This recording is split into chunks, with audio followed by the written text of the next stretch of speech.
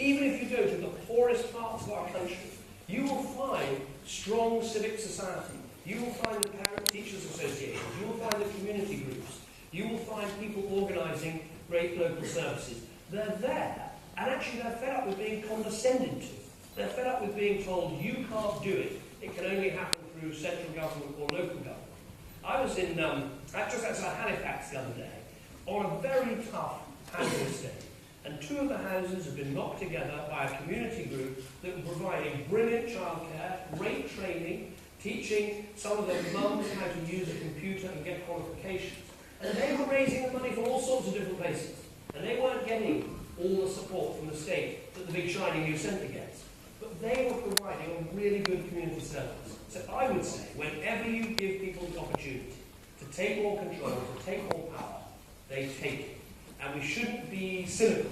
We shouldn't be condescending. We shouldn't be saying, oh, you can't do that. My whole political philosophy is the more you trust people, the more you give them responsibility, the more responsibility they will show, the more they will do. And I just ask you this, as young people who are idealistic, what is your utopia?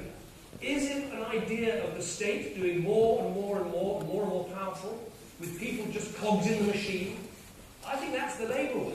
Our way, the Conservative way, is to say the utopia, the great society, is when we do more ourselves. We do more for our families. We come together in our communities. We recognise this is our community, our country, our city. We're going to do stuff here. And actually we're going to have a government that, yes, of course, does important things, but it enables us to take more power and control of our lives.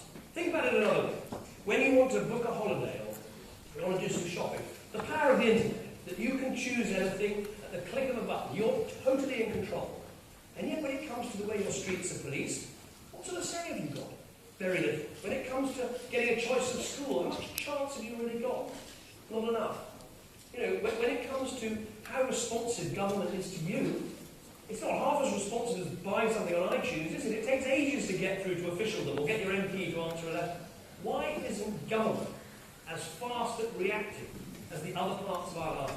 That's what we should be aiming for. And that's what I think the big society can be all about. Anyway.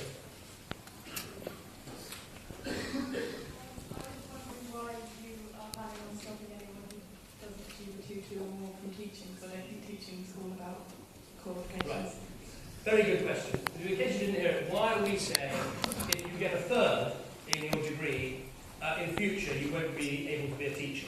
I accept this is a tough thing to do, but I believe in taking difficult decisions and defending them. And I tell you what we did. We looked all around the world at who has got the most successful education systems, who's really getting the best results, who's making sure we have equal opportunity. We don't just have 45 poor kids a year going to the best school. And we found that when you find countries like South Korea, like Finland, who have absolutely tip-top education systems, one of the things they do is they raise the status of teachers right up to the top.